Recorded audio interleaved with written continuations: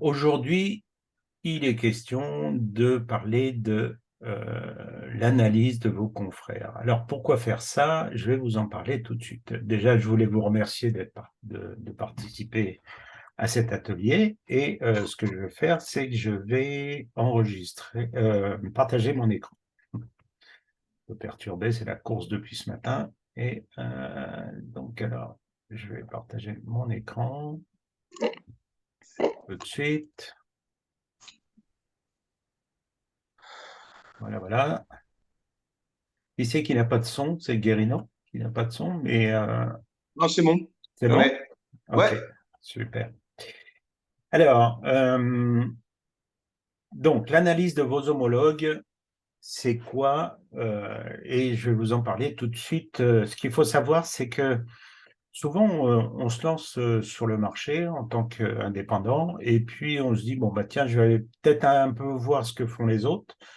Mais on commet des erreurs. On commet souvent des erreurs en ayant des a priori ou en se disant, bon, bah, tiens, si lui, il fait ça, ça veut dire que ça doit marcher ou que c'est quelque chose à faire. Et du coup, bah, on se retrouve souvent avec des sites de thérapeutes qui sont toujours plus ou moins la même chose.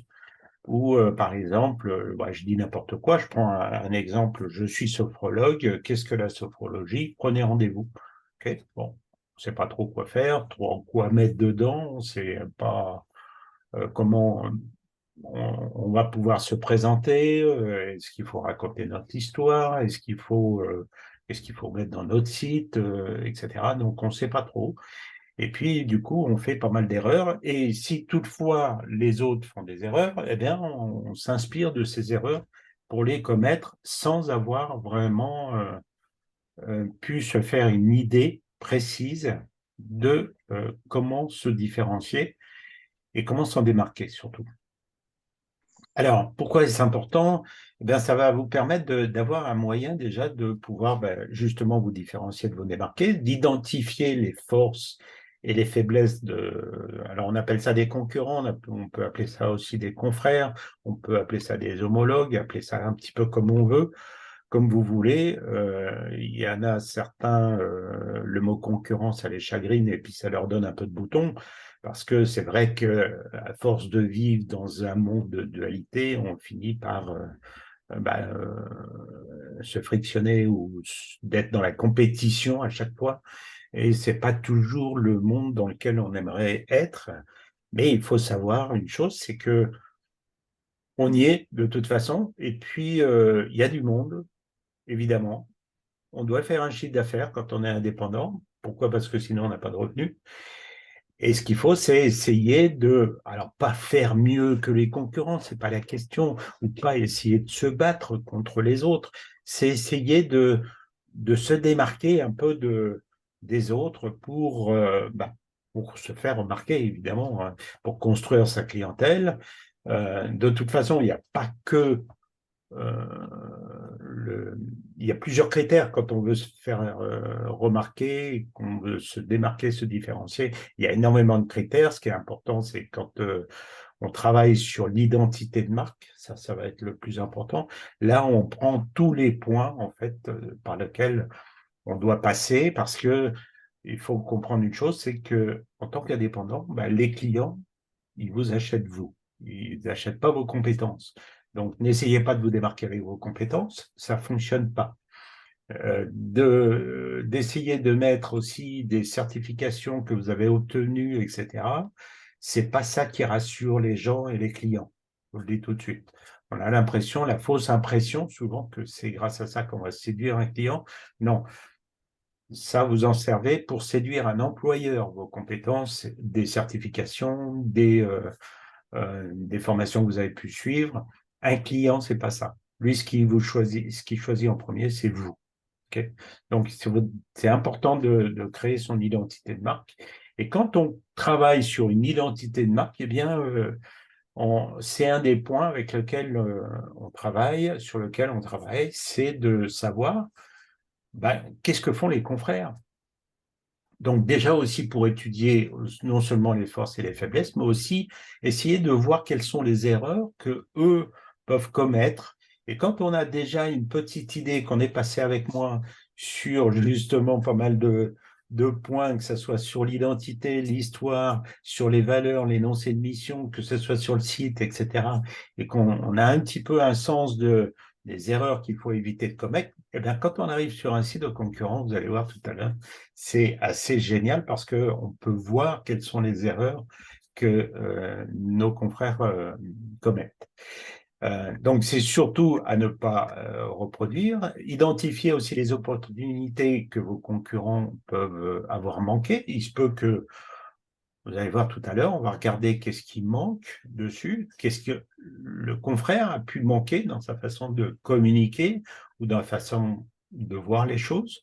Donc, c'est intéressant parce que ça permet de savoir, nous, qu'est-ce qu'on va pouvoir apporter en avantage concurrentiel surtout, évaluer les tendances du marché et les comportements de vos concurrents pour mieux anticiper les évolutions du marché. C'est bien de se tenir au courant de ce que font les uns ou les autres parce qu'ils sont peut-être plus informés sur quelque chose. Je prends juste un petit exemple qui est vraiment important.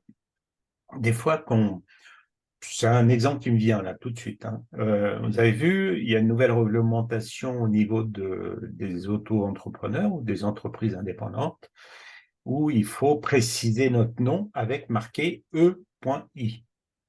Point. Okay. Entreprise indépendante. Et ça, on est obligé de le mettre dans toute notre communication. Si on est indépendant, bon, moi je suis en société, mais quand on est indépendant et que vous êtes en profession libérale, vous êtes obligé de le mettre partout. Faites attention, j'ai vu que Sylvia le mettait. Ok. Donc, faites ça parce que c'est une amende. Si toutefois vous n'êtes pas au courant et que vous ne l'avez pas mis dans votre communication, votre site internet, carte de visite, etc. Hein. Même si je peux me permettre, Oui, je t'en Sylvain, prie. Oui. il faut même le mettre aussi sur si on a un compte bancaire, il faut aussi le mettre sur l'intitulé du compte. Hmm. Vraiment partout. Carte de visite, flyer, tout en fait, toute notre communication. Et au Ok, niveau banque aussi, il faut aussi ce EI. ok, ok, très bien. Merci. Donc, vous voyez, hein, même si vous faites faire une carte d'identité ou un permis de conduire, précisez-le au-dessus parce que sinon, on risque de vous tuer dessus. Enfin, je plaisante. Mais bon, il faut vraiment le mettre partout. J'avais fait un post dans ce sens-là, d'ailleurs, sur le groupe pour prévenir avec un message là-dessus. Mais bon, Excusez-moi. de voir un petit peu ce que font les concurrents, les autres, les confrères, bah, ça permet aussi de savoir les évolutions de votre marché et éventuellement les tendances aussi, parce qu'il y en a qui vont peut-être essayer de se mettre sur un marché. Des fois, on s'engouffre dans quelque chose en se disant, bah, tiens, ça c'est pas mal, ça me plaît bien, etc. Puis on s'aperçoit que bah, tout le monde fait la même chose. Donc, si vous aviez anticipé, par exemple, en essayant d'aller voir un peu ce que font les confrères, eh bien, vous ne seriez pas pris au dépourvu de cette façon-là, parce que on se dit, ben oui, allez, hop, on se croit tout seul en fait, et puis on s'aperçoit qu'il y a quand même d'autres personnes qui pratiquent notre activité. Alors, ce qu'il faut savoir aussi, c'est que quoi qu'il se passe, vos futurs clients iront toujours voir le site des autres confrères de vos homologues pour essayer de comparer. Donc, c'est important de savoir dans votre région, dans votre ville, ce que font les autres, justement, pour éviter euh, d'avoir un désavantage concurrentiel, on appelle ça. C'est-à-dire vous retrouver à l'arrière-plan. Pourquoi? Parce que vous n'avez pas bien su communiquer ou vous n'avez pas bien su tenir compte de ce que faisaient les autres dans votre coin, surtout quand vous avez une clientèle locale. Donc, c'est important d'évaluer tout ça. Donc, comprendre les préférences et les besoins de votre client cible, de votre public cible, en observant comment ils réagissent aux actions de vos concurrents. Donc, aussi, ça, c'est important d'aller non seulement voir les sites Internet de vos confrères, mais aussi d'aller voir les réseaux sociaux. qu'est-ce que disent vos confrères sur les réseaux sociaux et comment les gens réagissent aux commentaires de vos confrères. Quand ils laissent un post, c'est important de comprendre comment réagissent leurs clients. Alors que ça soit éventuellement aussi sur un blog, hein, ça peut être dans les commentaires d'un blog, ça va vous apprendre beaucoup de choses pour justement savoir peut-être comment réagir, comment il a répondu, ou alors les avis aussi. Vous pourriez peut-être aller voir les avis de vos confrères sur Google My Business, Google Maps. Là, c'est important. Donc, s'il y a eu des comportements qui a plu à certains clients, ben, vous pourriez peut-être vous en inspirer. Ah, tiens, là, il a été comme ça, ou là, il a fait ça. Et ça a plu à certaines personnes. Que moi, c'est aussi ma cible. Identifiez les menaces potentielles et les risques de votre marché en observant les mouvements de vos concurrents. Alors, les menaces potentielles, qu'est-ce que ça peut être? On en a vu certains ces derniers mois et ces dernières années avec, par exemple, le Covid. Le Covid, beaucoup de thérapeutes n'ont pas su anticiper cette période-là. Et du coup, on s'est retrouvés tous à la maison, confinés. Alors, c'était difficile, vous allez me dire, de prévoir. Mais bon, je l'avais dit quand ça fait des années que je travaille avec des thérapeutes. J'avais dit, fais attention, si toutefois il arrivait que quoi que ce soit et que les gens ne puissent plus venir te voir à la maison pour une consultation, prévois quelque chose à distance. Je le disais, les gens me disaient, ah bon, on verra, non, pour l'instant, je préfère travailler à la maison, ou qu'on vienne me voir. Ok, mais prévois quelque chose de plus. Ah non, non, ça va aller. Et puis, du coup, il y a eu le Covid. Pendant 2 ans, plus de chiffre d'affaires, plus rien, parce qu'il n'y avait plus de clients. Et là, zéro. Et donc, il faut anticiper les menaces potentielles de ce genre-là. Et il n'est pas interdit qu'il nous rebalance encore un autre phénomène du même genre. Hein. Donc, prévoyez, faites attention. On a la chance d'avoir Internet maintenant, donc de pouvoir communiquer à distance, de pouvoir faire des choses à distance, de pouvoir mettre des dispositions en place, que ce soit sous forme de consultation, que ce soit sous forme de, pardon, que ce soit sous forme d'atelier, que ce soit sous forme de formation, etc. Oui, Marie, excuse-moi, je n'ai pas vu ta question. Qu'est-ce que c'est EI? Françoise a répondu, entreprise indépendante. Il faut le mettre partout, il faut le préciser. C'est nouveau, maintenant. Hein. Donc, on est obligé de le mettre devant toutes les intitulés. Et comme le disait très bien Sylvia, il faut même le mettre sur l'intitulé de votre compte en banque. Carte de visite, partout, tout partout, il faut vraiment le préciser.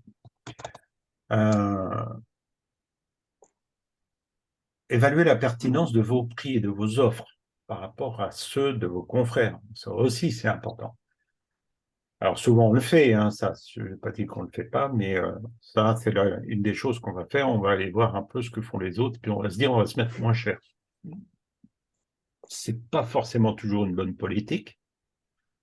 Pourquoi? Parce qu'il y a aussi une valeur perçue dans l'esprit de vos futurs clients.